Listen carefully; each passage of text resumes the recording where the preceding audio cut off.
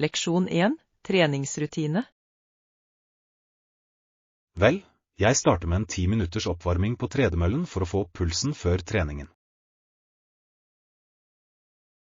Det er en flott tilnærming. Oppvarming er avgjørende for å forebygge skader og forberede kroppen på trening. Absolutt. Jeg opplever at det hjelper meg å føle meg mer energisk og fokusert under treningsøktene mine. Ja, det er viktig å gradvis øke pulsen for å få mest mulig ut av økten. Jeg tror det også er fordelaktig å innlemme dynamiske strekk før du dykker inn i hovedtreningen. Definitivt. Stretching bidrar til å forbedre fleksibiliteten og kan forbedre den generelle ytelsen. La oss dele våre favorittoppvarmingsrutiner og se hvordan vi kan motivere hverandre til å holde seg aktive. Flott idé.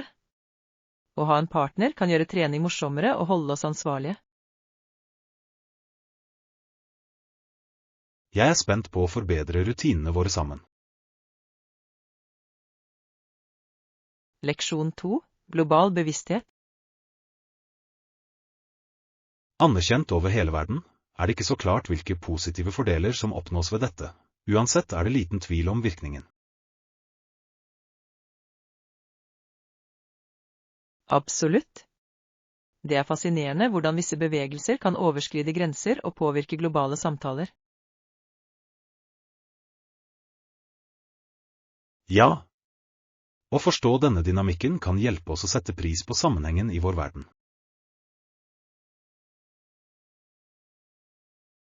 Jeg er helt enig. Det er viktig å analysere effektene av slike bevegelser på ulike samfunn. Jeg tror det er viktig å delta i diskusjoner om implikasjonene av disse trendene. Definitivt. Bevissthet kan føre til informerte handlinger og bedre beslutningstaking. La oss utforske hvordan vi kan bidra til disse samtalene og fremme positiv endring. Flott idé. Sammen kan vi bidra til å øke bevisstheten og oppmuntre til gjennomtenkt dialog.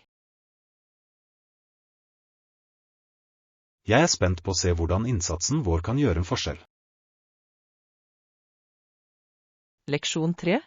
Gjennomtenkte investeringer. Det er alltid verdt å investere i produkter som samsvarer med vår livsstil og verdier. Det utgjør en stor forskjell. Absolutt. Når vi velger ting som reflekterer vår tro, øker det vår generelle tilfredshet.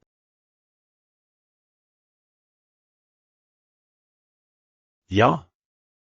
Jeg tror det er viktig å vurdere ikke bare prisen, men effekten av kjøpene våre. Definitivt. Å støtte etiske merkevarer kan bidra til en mer bærekraftig fremtid.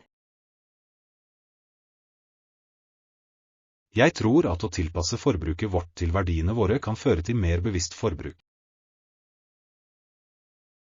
Jeg er helt enig. La oss diskutere hvilke merker eller produkter som appellerer mest til oss. Flott idé. Jeg ser frem til å finne alternativer som gjenspeiler våre verdier sammen. Jeg også. Det kommer til å bli en givende opplevelse å ta gjennomtenkte valg. Jeg gleder meg til å se hvordan disse beslutningene påvirker livene våre og verden rundt oss positivt.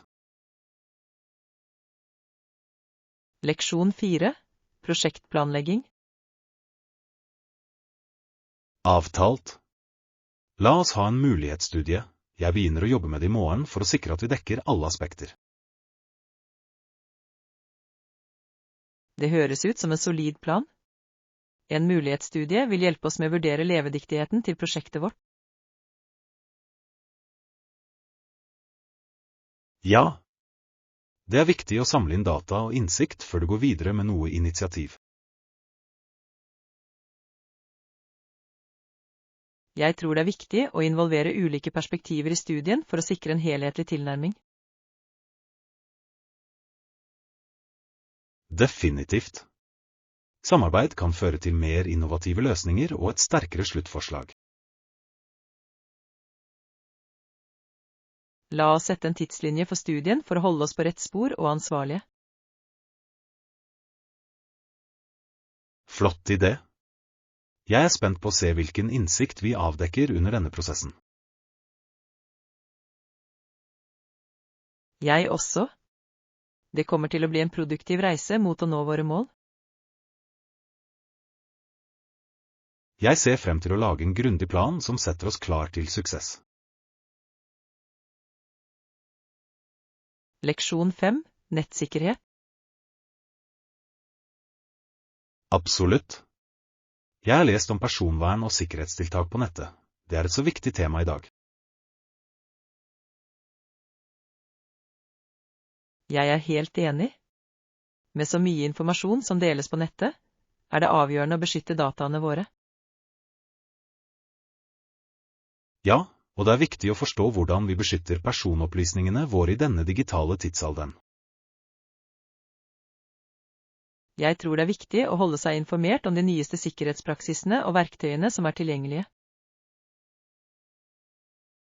Definitivt. Bruk av sterke passord og tofaktorautentisering kan forbedre sikkerheten vår betydelig. Jeg tror også at å utdanne andre om disse praksisene kan bidra til å skape et tryggere nettmiljø for alle.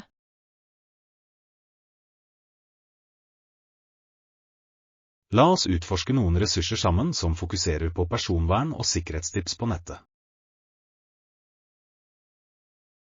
Flott idé. Jeg er spent på å lære mer og dele den kunnskapen med andre. Jeg kan ikke vente med å dykke dypere inn i dette viktige emnet. Leksjon 6. Bærekraftig landbruk. Bøndene sprayer avlingene med plantevernmidler for å drepe insekter, så det er greit å vurdere organiske alternativer også. Absolutt. Mens plantevernmidler kan beskytte avlinger, er det viktig å veie deres innvirkning på helse og miljø. Ja. Det er avgjørende å fremme bærekraftig praksis som gagner både landbruket og økosystemet. Jeg er helt enig. Å støtte økologisk landbruk kan føre til sunnere matvalg for forbrukerne. Jeg tror det er viktig å lære folk om fordelene ved å velge økologiske produkter. Definitivt. Å vite hvor maten vår kommer fra kan påvirke kjøpsbeslutningene våre. La oss diskutere hvordan vi kan gå inn for mer bærekraftig praksis i samfunnet vårt. Flott idé. Sammen kan vi bevisstgjøre og støtte lokale bønder som prioriterer økologiske metoder. Jeg er glad for å bidra til positiv endring i matsystemene våre. Leksjon 7. Observasjonsferdigheter. De hadde på seg en mørk hettegenser og fortsatte å fikle med vesken sin. Det fanget definitivt oppmerksomheten min. Det er interessant. Det er utrolig hvor mye vi kan lære noen bare ved å observere deres oppførsel. Absolutt. Kroppsspråk kan avsløre mye om en persons humør og intensjoner. Ja. Det er viktig å ta hensyn til disse subtile signalene, spesielt i sosiale situasjoner. Jeg tror det å være observant kan hjelpe oss å få bedre kontakt med andre og forstå følelsene deres. Definitivt. La oss diskutere hvordan vi kan forbedre våre observasjonsferdigheter i hverdagen. Flott idé. Jeg ser frem til å forbedre vår evne til å lese situasjoner effektivt. Jeg også. Det kommer til å være en verdifull ferdighet for både personlige og profesjonelle interaksjoner. Jeg gleder meg til å se hvordan denne praksisen kan berike opplevelsene våre. Leksjon 8. Bryllupsfeiring. Og vi skal danse og kose oss til det er veldig sent. Energien i bryllup er alltid smittsom. Absolutt. Det er en så gledelig anledning, spesielt når alle kommer sammen for å feire kjærligheten. Ja. Jeg elsker hvordan atmosfæren forvandles etter hvert som natten går, med latter og musikk som fyller luften. Definitivt. I tillegg, når bruden kaster buketten, gir det morsom og konkurranseånd til festlighetene. Nøyaktig. Det øyeblikket vekker alltid spenning blant enkeltgjestene, i håp om å fange det. Jeg tror det er en nydelig tradisjon som symboliserer lykke og fremtidig lykke i forhold. La oss sørge for å fange disse minnene på kameraet, de vil bli verdsatt i årene som kommer. Flott idé. Jeg gleder meg til å se alle kose seg og skape vakre øyeblikk.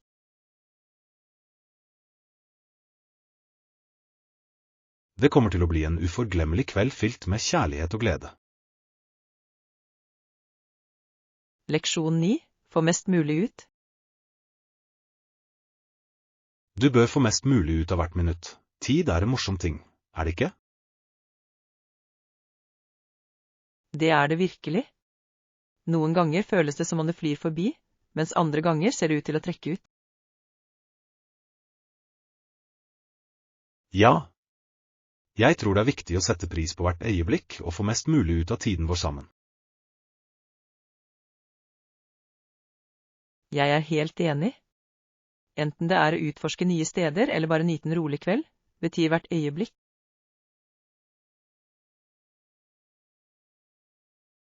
Nøyaktig. La oss planlegge noen aktiviteter som lar oss fullt ut omfavne tiden vi har. Flott idé.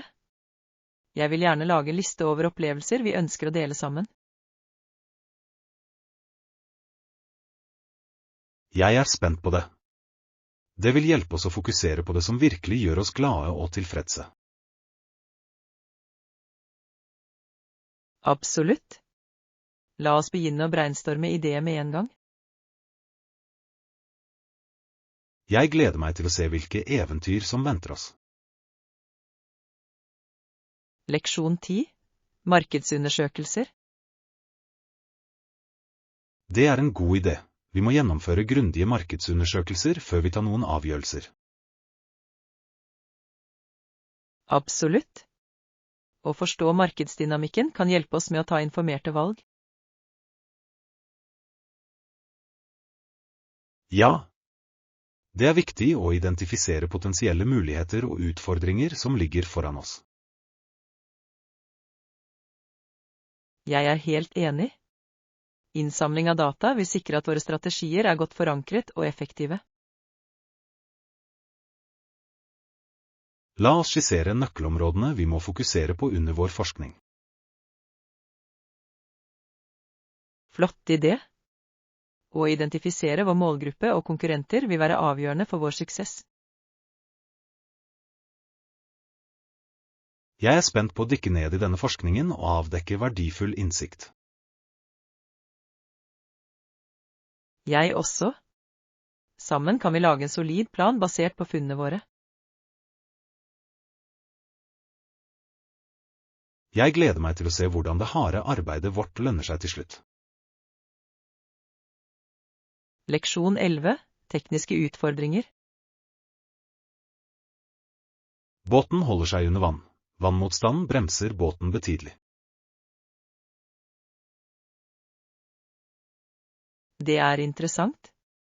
Det er fascinerende å tenke på fysikken involvert i båtliv og hvordan design påvirker ytelsen. Ja. Bell mente at hvis du kunne heve båten, ville det forbedre effektiviteten og hastigheten. Absolutt. Å forstå disse prinsippene kan føre til innovative design som forbedrer funksjonaliteten. Jeg tror det er viktig å utforske hvordan engineering kan løse virkelige problemer som dette. Definitivt. La oss diskutere hvordan vi kan bruke disse konseptene til fremtidige prosjekter. Jeg er spent på å brainstorme ideer som kan føre til gjennombrudd innen design og teknologi. Jeg også. Det kommer til å bli en oppklarende diskusjon. Jeg gleder meg til å se hvilke kreative løsninger vi kommer opp med. Leksjon 12. Refleksjon over valg. Men jeg vil at du skal forstå at da jeg bestemte meg, glemte jeg ikke landet eller imperiet. Det er et viktig poeng. Det er avgjørende å vurdere de bredere implikasjonene av våre valg. Nøyaktig. Hver beslutning vi tar kan få vidtrekkende konsekvenser for andre. Jeg er helt enig. Å være oppmerksom på hvordan handlingene våre påvirker samfunnet kan lede oss mot bedre valg. La oss utforske måter å sikre at våre beslutninger er gunstige ikke bare for oss, men for samfunnet som helhet. Flott idé. Sammen kan vi gå inn for ansvarlig beslutningstaking som tar hensyn til ulike perspektiver.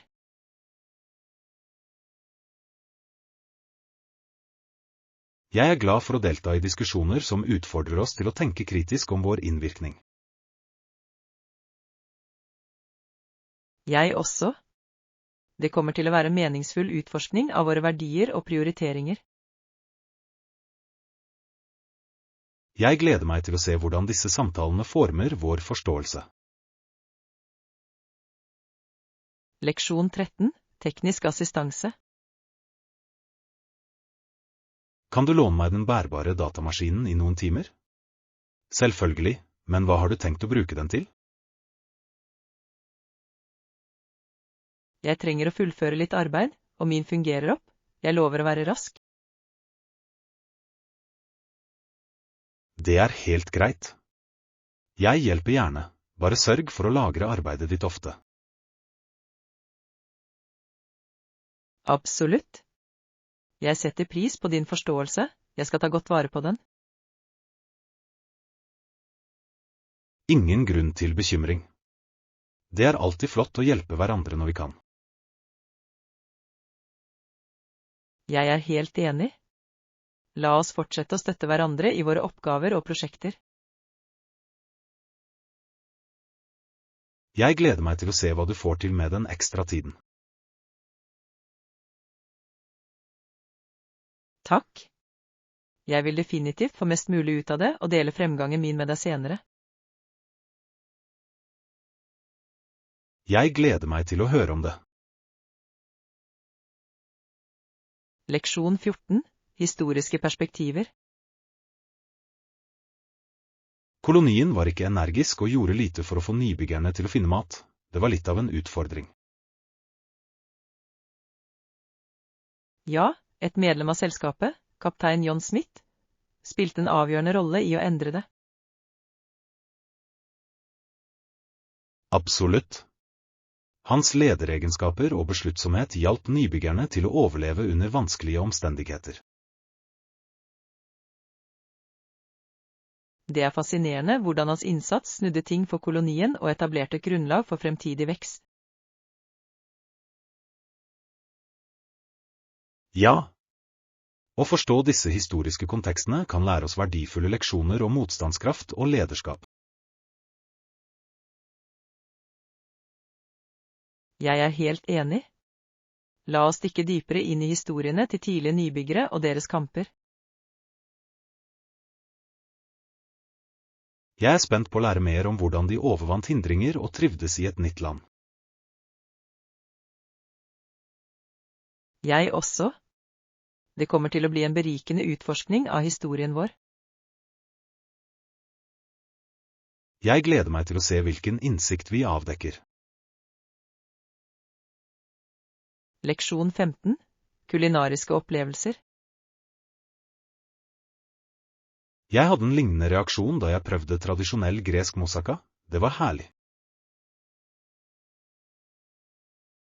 Gresk mat er fantastisk. Blandingen av smaker og teksturer gjør hver rett til et kulinarisk eventyr.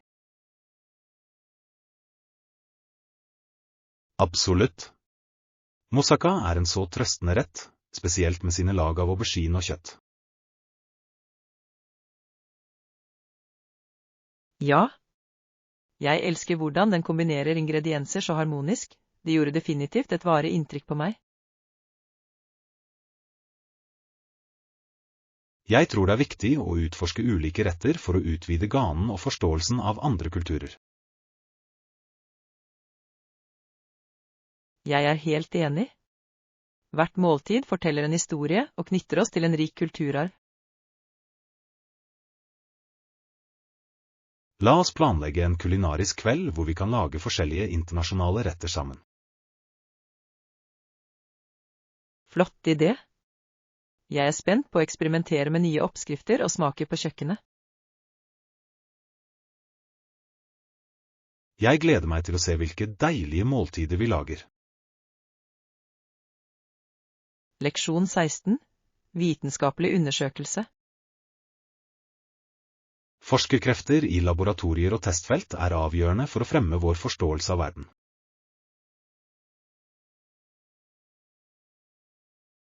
Absolutt. Streng testing og eksperimentering legger grunnlaget for banebrytende funn.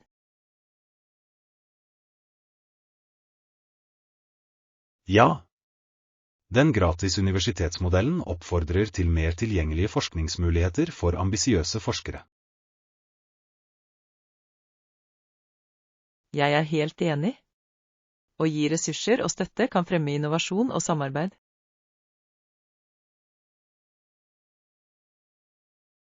Jeg tror det er viktig å fremme vitenskapelig kompetanse og nysgjerrighet blant studenter. Definitivt. Å oppmuntre til kritisk tenkning kan føre til en ny generasjon tenkere og problemløsere.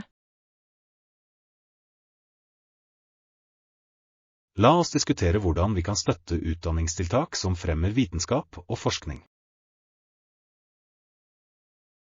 Flott idé. Sammen kan vi gå inn for programmer som inspirerer fremtidige forskere. Jeg gleder meg til å bidra til denne viktige saken. Leksjon 17. Delte rom.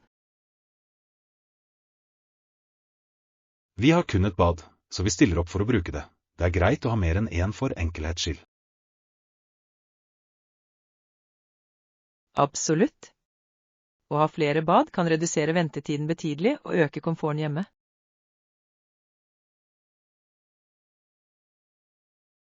Ja. Det er viktig for en husholdning å fungere problemfritt, spesielt på travle morgener. Jeg er helt enig. Jeg tror det er viktig å vurdere praktiske ordninger når man bor sammen med andre. La oss diskutere hvordan vi kan optimalisere plassen vi har mens vi vurderer fremtidige behov. Flott idé. Planlegging fremover kan hjelpe oss med å unngå potensielle ulemper i etterkant. Jeg ser frem til idédugnadsløsninger som gjør livssituasjonen vår mer komfortabel. Jeg også. Her er for å skape et mer funksjonelt og hyggelig hjemmemiljø. Absolutt. Sammen kan vi gjøre gjennomtenkte forbedringer. Leksjon 18. Bryllupsglede. Det hjalp også at broren Jeb nå var guvernør i Florida. Bryllupet skulle garantert bli en storslått affære. Absolutt. Med slike forbindelser kommer det til å bli en feiring å huske, fylt med glede og spenning.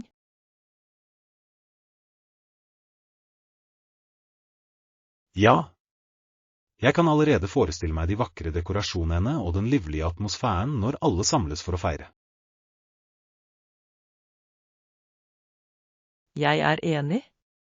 Det er fantastisk hvordan familiebånd kan forsterke slike spesielle øyeblikk og gjøre dem enda mer meningsfulle.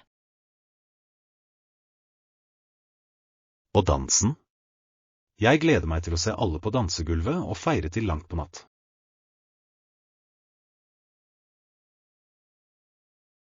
Ja, dans bringer mennesker sammen, og det skaper uforglemmelige minner som alle vil ta vare på. I tillegg, når bruden kaster buketten, legger det alltid til et morsomt element for alle enkeltgjestene. Nøyaktig. Det er en morsom tradisjon som vekker spenning og håp for de som fanger den. Jeg gleder meg til å fange alle disse øyeblikkene på kamera, de vil være flotte å se tilbake på. Leksjon 19. Middagsplaner. Restauranten klokken 19 høres perfekt ut. Jeg gleder meg veldig til kvelden vår. Stor. Jeg gleder meg til å unne meg deilig mat og ta igjen alt. Ja. Det er alltid hyggelig å nyte et godt måltid med godt selskap. Det gjør opplevelsen enda morsommere. Absolutt. Jeg har hørt fantastiske ting om stemningen og menyen på det stedet. Jeg er spent på å prøve noe nytt. Det er alltid gøy å utforske ulike retter sammen. Sikkert. La oss få mest mulig ut av det, og kanskje til og med bestille noen retter å dele. Det er en fantastisk idé. Å dele mat lar oss oppleve flere smaker og ha det bra.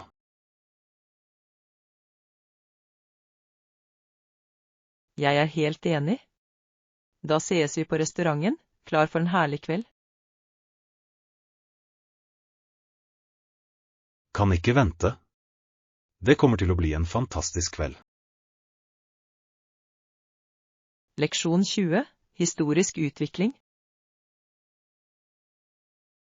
Britene etablerte en ny hovedstad for Nova Scotia ved Halifax, som var en betydelig utvikling i deres kolonihistorie. Ja, og de begynte å hente inn engelsktalende nybyggere for å styrke deres tilstedeværelse i regionen. Absolutt.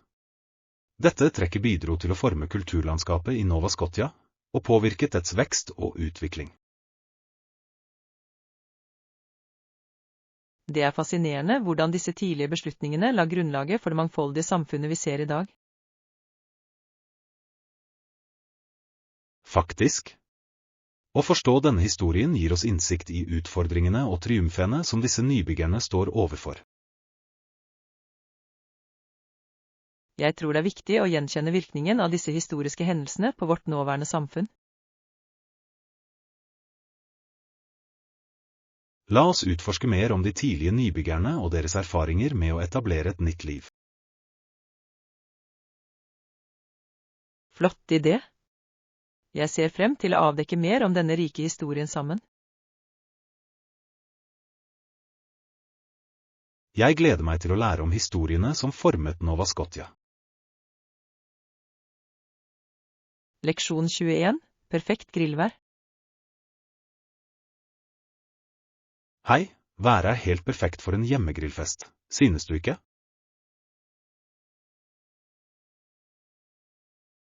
Jeg kunne ikke vært mer enig.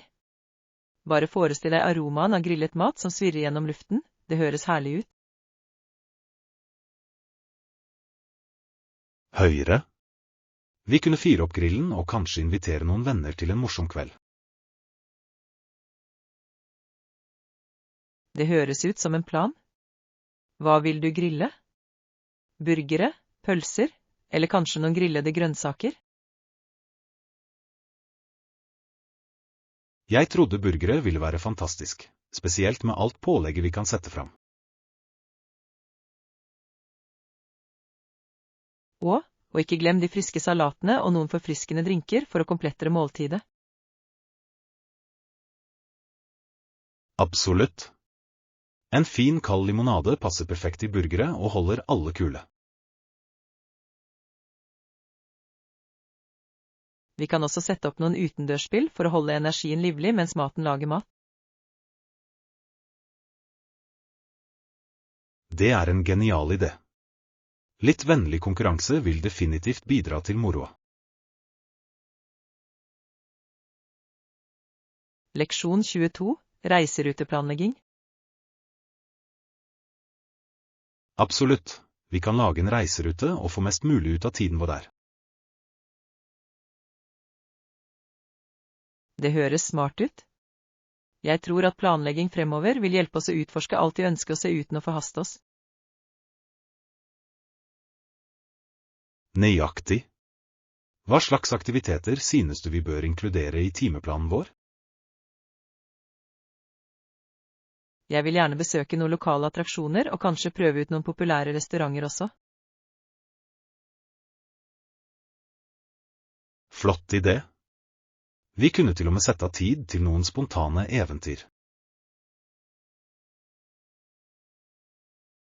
Ja. En balanse mellom planlagte aktiviteter og fritid ville være perfekt for å nyte øyeblikket. Bør vi også vurdere å sjekke ut noen festivaler eller arrangementer som skjer under besøket vårt?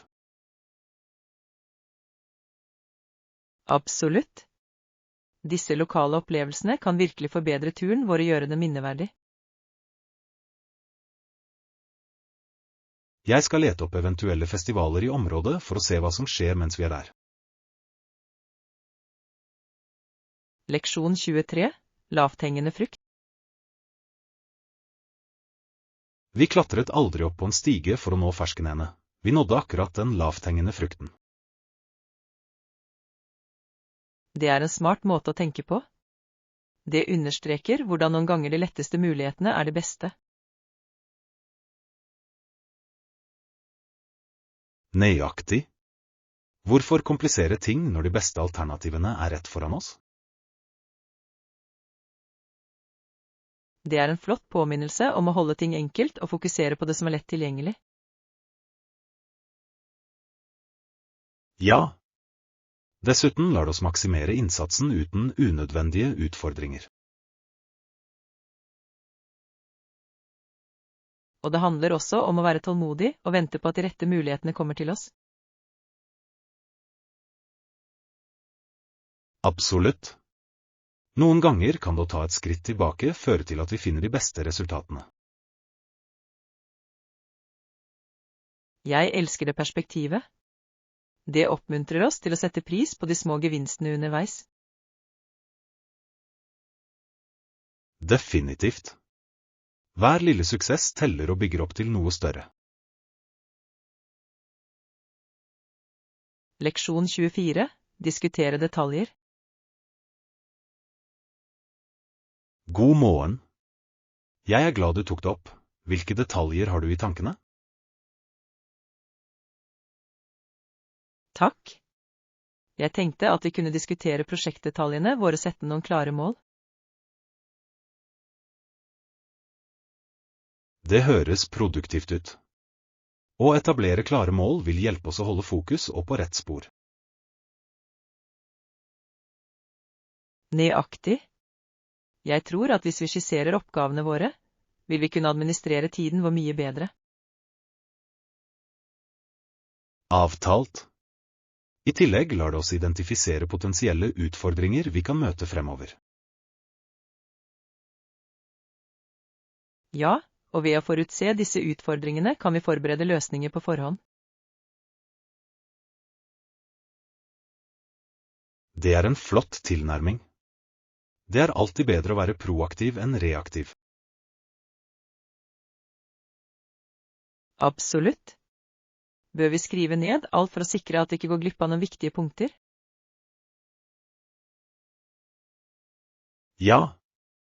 En klar oversikt vil gjøre det lettere å referere tilbake til ideene våre etter hvert som vi skrider frem. Leksjon 25. Rapportering av skade. Jeg skal også ta et bilde av skaden, helt sikkert. Bør vi ringe politiet? Ja, jeg tror det ville være den beste handlingen.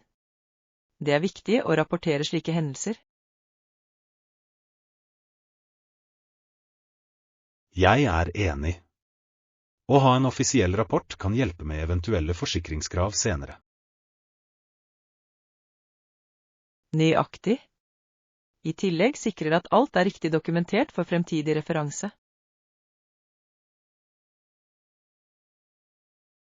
La oss også samle inn eventuelle vitneforklaringer mens vi venter på at myndighetene kommer. God idé. Det vil styrke vår sak og gi ytterligere klarhet om hva som har skjedd. Jeg skal sørge for å ta notater om alt vi ser og hører i mellomtiden. Det høres smart ut. Å være grundig nå vil spare oss for mye trøbbel senere. Forhåpentligvis kan situasjonen løses raskt og effektivt med deres hjelp. Leksjon 26. Utforske ideer. Det er en god idé. Kanskje jeg burde prøve det også. Hva annet gjør du? Vel, jeg har utforsket forskjellige hobbyer i det siste, og hver av dem har sin unike sjarm. Virkelig? Jeg vil gjerne høre mer om dem. Hva har vært din favoritt så langt? Jeg synes maleriet har vært det mest tilfredsstillende. Det lar meg uttrykke min kreativitet.